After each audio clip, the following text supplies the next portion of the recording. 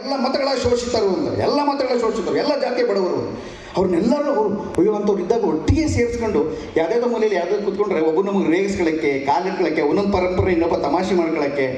ನಮ್ಮ ಮಂಡ್ಯದಲ್ಲಿ ನಾವು ಅಂತ ಒಬ್ಬೊಬ್ರಿಗೂ ಒಂದು ಜಾತಿಗೆ ಹೆಸರು ಇಟ್ಕೊಂಡ್ಬಿಟ್ಟಿದ್ರು. ಎಳೆ ಅಂತ ಬ್ರಾಹ್ಮಣರಿಗಂದ್ರೆ ಗೌಡ್ರಿಗೆ 220 ನಾವು, ಶೆಟ್ಟರಿಗೆ ಇನ್ನೊಂದೊಂದು ಕರೆಯವು, ಒಬ್ಬೊಬ್ರಿಗೊಂದು ಎಲ್ಲ ತಮಾಷೆ ಕಾಲು ಎಳ್ಕೊತಾನೆ ಇದ್ದು.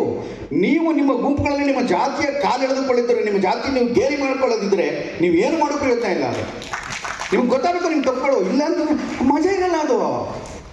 ಆದರೆ ಅದರೊಳಗೆ ಒಂದು ಸ್ವಾಭಿಮಾನ, ಒಂದು ಪ್ರೀತಿ ಅದಿದ್ದರಿಂದ ಒಬ್ಬ ಅಂಬೇಡ್ಕರ್ನ ಒಂದು ಹೆಸರು ಇಡೀ ಭಾರತದಾಚೆಯೂ ಕೂಡ ಜಗತ್ತಿನಾದ್ರೂ ಕೂಡ ಅಂಬೇಡ್ಕರ್ನ ಒಂದು ಹೆಸರು ಒಂದು ನೋಡಿ, ಕೂದಲು ಈಗಲೂ ಹಿಂಗೆ ಮೈ ಕೂದಲು ಒಳಗೆ ರೋಮಾಂಚನವಾಗ್ತದೆ. ಯಾಕೆ ರೋಮಾಂಚನವಾಗ್ತದೆ ಅಂತಂದರೆ ಆ ಶಕ್ತಿ ಇದ್ದಿದ್ದರಿಂದ, ಅದರೊಳಗೆ ಪ್ಯೂರಿಟಿ ಇದ್ದಿದ್ದರಿಂದ, ನಿಜವಾದ ಪ್ರೀತಿಯ ಮನುಷ್ಯತ್ವ ಮಾನವತ್ವ ಇದ್ದಿದ್ದರಿಂದನೇ ಅವರಾಗಲಿ ಗಾಂಧಿಯಾಗಲಿ ಅಷ್ಟೊಂದು ಒಳ್ಳೆಯ ಚಿಂತನೆ ಮಾಡೋಕ್ಕೆ ಸಾಧ್ಯ ಆಯಿತು. ನಮ್ಮ ಎಳೆಯ ತಲೆಮಾರಿಗೆ ನಾವು ಅಂಬೇಡ್ಕರನ್ನ ಗಾಂಧಿಯನ್ನು ಅರ್ಥಪೂರ್ಣವಾಗಿ ತಲುಪಿಸ್ತಿದ್ದರೆ ಯಾವ ಹೋರಾಟಗಳಿಗೂ ಬೆಲೆ ಇಲ್ಲ. ಅದಾಗಬೇಕು, ಅದಾಗಲಿ ಅಂತ ನಾನು ಯಾವಾಗಲೂ ಆಸೆ ಪಡ್ತೀನಿ. ಅದೊಂದು ದೊಡ್ಡ ಸಂತೋಷದ ಗಳಿಗೆಗಳು. ಈ ಥರದ ವೇದಿಕೆ ಇದು ಬರೀ ಪಿಚ್ಚಳಿ ವೇದಿಕೆ ಮಾತ್ರ ಅಂತಲ್ಲ. ನೋಡಿ, ಒಂದು ಪಿಚ್ಚಳಿ ಒಂದು ಹಾರ ಹಾಕಿಸ್ಕೊಂಡು, ಒಂದು ಸನ್ಮಾನ ಮಾಡಿಸ್ಕೊಂಡು, ಒಂದು ಹೋಮವನ ಮಾಡ್ಬಿಟ್ಟು ಮುಗಿಸ್ಬಿಡ್ಬೋದಾಗಿತ್ತು. ಇದಾದ್ಮೇಲೆ ಒಂದು ಕೂಟ ಇಟ್ಕೊಂಡಿದ್ದಾನೆ, ಮಾತಾಡಬೇಕು, ಒಂದು ಗೋಷ್ಠಿ ಇಟ್ಕೊಂಡಿದ್ದಾನೆ. ಗೋಷ್ಠಿಯಲ್ಲಿ ಒಂದು ಚರ್ಚೆ ಇದೆ, ವಿಚಾರ ನಡೀತದೆ, ಬುದ್ಧಿವಂತರಿದ್ದಾರೆ, ಒಂದು 4 ಮಾತು ಹೇಳ್ತಾರೆ, ಅದು ದಾಖಲಾಗ್ತದೆ. ಮುಂದಿನ ತಲೆಮಾರಿಗೆ ಏನೋ ಕೊಡಬೇಕು ಅಂತದೆ.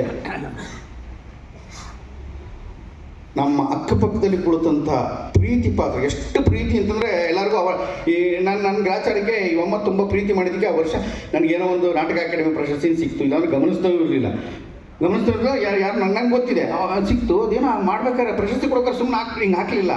ಹಿಂಗೆ ಹಾಕ್ಬಿಟ್ಟು ನನ್ನ ಗದ್ದ ಹಿಂಗೆ ಅಂದ್ಬಿಟ್ಟು ಒಳ್ಳೇದಾಗಲಿ ನಿನಗೆ ಅಂತ ಮಕ್ಳಿಗೆ ಮುದ್ದು ಮಾಡ್ತಾರೆ. ಎಳೆ ಮಕ್ಕಳಿಗೆ ಗುಡ್ ಬಾಯ್ ಅಂತ, ಹಿಂಗೆ ಗುಡ್ ಬಾಯ್ ಅಂತ ಈಗ ಅಂದಿದ್ದು ನನಗೆ ಒಂದು ಸಿಹಿ ನೆನಪು, ಒಂದು ಆಪ್ತದ ಭಾವ ಇರಬೇಕು.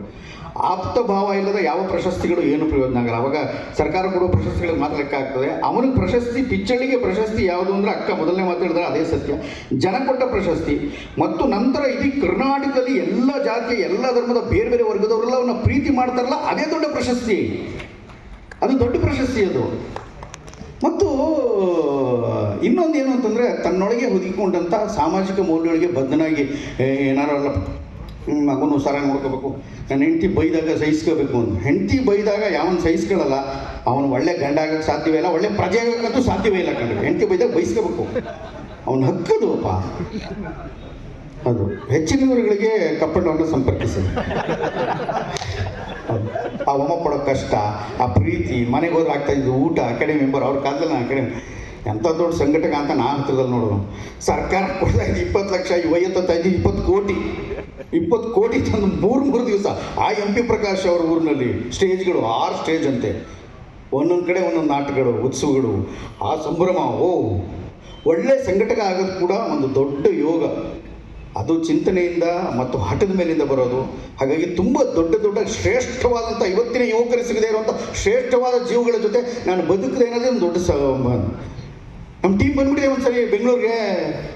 ಚಾಮಚೌಡ ನಾಟಕ ಅವತ್ತು ಬಂದು ಎಲ್ಲೋ ಏನೋ ಊಟ ತಿಂಡಿ ಸಿಗ್ತಾ ಇಲ್ಲ, ಆಮೇಲೆ ದುಡ್ಡು ಕೊಟ್ಟರು ಸಿಗಲ್ಲ, ದುಡ್ಡು ಇಲ್ಲ ನಮ್ಮ ಹತ್ರ. ಅವತ್ತು ನನ್ನ ಕೈಗೆ ಬಂದ್ಬಿಟ್ಟು ಈ ವಯ್ಯ ಗುಂಡಣ್ಣ, ಸಮುದಾಯದ ಗುಂಡಣ್ಣ 2,000 ರೂಪಾಯಿ ತಿರುಗ್ಬಿಟ್ಟು, ರಮೇಶ ಎಲ್ಲರಿಗೂ ಊಟ ಮಾಡಿಸ್ಬಿಡು ಪಾಪ, ನೀವು 30 ಕೋಟಿ ಸಮ್ಮೇಳನ ಖರ್ಚು ಮಾಡಿದ್ದು ಸಮ್ಮೇಳನ ಮಾಡ್ಬೋದು, ಆದ್ರೆ ಒಂದು ಟೀಮ್ ಹಸ್ಕೊಂಡಿದ್ದಾಗ ಊಟ ಮಾಡ್ಕೋ ಪಾಪ, 2,000 ರೂಪಾಯಿ ತೊಂದರೆ ಆಗಬಾರ್ದು, ಅವ್ರು ಏನಾದ್ರು ಊಟ ಕೊಡಿಸು ನೀನು ಅಂತ ಗುಂಡಣ್ಣ ಹೇಳ್ಬಿಟ್ಟೋದ್ರಲ್ಲ. ಆ 30 ಕೋಟಿಗಿಂತ ನನಗೆ ಅದೇ ಮಹತ್ವ. ಇವತ್ತಿಗೂ ಅದೇ ಪ್ರೀತಿ, ಅದೇ ಶ್ರದ್ಧೆ, ಒಳ್ಳೆ ಕೆಲಸ ಮಾಡೋರನ್ನ ಗಮನಿಸ್ತಾ ಇದ್ದಾರೆ ಅಂತ. ಪಿಚ್ಚಳಿಗೂ ಕೂಡ ಆ ಥರದೊಂದು ವಿಚಿತ್ರವಾದಂಥ ಪ್ರೀತಿ ಇಲ್ಲಿ ಬಂದಾಗ, ನಾಟಕ ಮಾಡಿದಾಗ, ಓಡಾಡಿದಾಗ ಅಂತಃಕರಣ, ಪ್ರೀತಿ, ಸೌಭಾಗ್ಯ ಬೇಕು. ಅದು ದೊರಕಿಸ್ಬಿಡೋದು ಸಂಬಂಧ ಬಹಳ ದೀರ್ಘಕಾಲ. ಇಲ್ಲ ತುಂಬ ಒತ್ತಡ ಇದೆ, ನಾನು ಮುಗಿದ ತಕ್ಷಣ ಈಗ ಹೋಗಲೇಬೇಕು, ಬೇರೆ ದಾರಿ ಇಲ್ಲ. ಯಾಕಂದ್ರೆ 3 ಪ್ರೋಗ್ರಾಮ್ ನೋಡ್ಕೊಂಡಿರ್ತೇನೆ. ಮಿಕ್ಕಂಗೆ ನಾಳೆಯಿಂದ ನಮ್ಮ ಹೊಟ್ಟೆ ಪಾಡು ಸೀರಿಯಲ್ಲು ಅಂತ ಹಾಕೊಂಡು ಜಡಿತಾ ಇರ್ತಾರೆ. ಅಮ್ಮಂಗೆ ಗೊತ್ತು ಕೇಳಿ, ಅಮ್ಮ ಹೇಳಿದ್ರೆ ಒಂದೇ ಸೀನ್ ಮಾಡ್ತಾರೆ ಅವರು, ಅಮ್ಮಂಗೆ ಇದಕ್ಕೆ ಎದ್ಕೊಂಡು. ಆದರೆ ನಮಗೆ 1 ಸೀನ್ ಅಲ್ಲ, 8 ಸೀನು 10 ಸೀನು ಹಾಕೊಂಡು ಜಡಿತಾರೆ, 12 ಸೀನ್ ತನಕ ನೋಡಿತಾರೆ. ಅವರು ಪುಟ್ಟಕ್ಕನ ಮಕ್ಕಳು ನನಗೆ ಚೆನ್ನಾಗಿ ಬದುಕುವ ಆಸೆ, ಈ ಆಸೆಗಳಿಂದ ಇನ್ನೂ ಬದುಕ್ತಾ ಇರ್ತೀವಿ. ಅವರು ಪುಟ್ಟಕ್ಕನ ಮಕ್ಕಳ ಹೆಸರಿನಲ್ಲಿ ಇನ್ನೂ ತಮ್ಮ ಅಭಿನಯ ಕಲೆಯನ್ನು ವೃದ್ಧಿ ಮಾಡ್ಕೊತಾನೆ ಇರ್ತಾರೆ. ಅದು ದುಡ್ಡು ಮಾತ್ರ ಅಲ್ಲ, ಅದೆಲ್ಲ ನೆಪ ಸುಮ್ಮನೆ ಅಷ್ಟೇ. ಆದರೆ ತಾನಿನ್ನೂ ಬದುಕ್ತೀನಿ ಅಂತ ತೋರ್ಸೋಕ್ಕೆ ಇರುವಂಥ ಶ್ರೇಷ್ಠವಾದ ಭಾವ, ಧ್ಯಾನ ಇದ್ರದು ಅಭಿನಯ. ಅವಮ್ಮ ಅದನ್ನು ಪ್ರೀತಿ ಮಾಡ್ತಾರೆ. ಅದು ಇವತ್ತಿನ ತಲೆಮಾರಿಗೆ, ಹುಡುಗರಿಗೆ, ಯುವಕರಿಗೆ ಅದು ಹೇಳ್ಕೊಡ್ಬೇಕು. ಅವರು ದಾರಿ ದೀಪ ಆಗಬೇಕು. ಬೆಂಗಳೂರಲ್ಲಿ ಒಂದು ಸ್ಕೂಲಲ್ಲಿ ಅಮ್ಮ ಆ್ಯಕ್ಚುಲಾಗಿ ಆ್ಯಕ್ಟಿಂಗ್ ಟೀಚರ್ ಆಗಬೇಕು, ಹೇಳ್ಕೊಡ್ಬೇಕು. ಅದನ್ನ ಇವತ್ತು ಅವ್ರಿಗೆ ಗೊತ್ತಾಗ್ತಾ ಇಲ್ಲ. ಬಣ್ಣ ಹಚ್ಕೊಳ್ಳೋದು ಶ್ರೇಷ್ಠವಾದ ಅಭಿನಯ ಹಾಕೊಂಡ್ಬಿಟ್ಟಿದ್ದಾರೆ, ತುಂಬ ಸುಂದರವಾಗಿ ಕಾಣೋದು ಶ್ರೇಷ್ಠವಾದ ಅಭಿನಯ ಹಾಕೊಂಡ್ಬಿಟ್ಟಿದ್ದಾರೆ.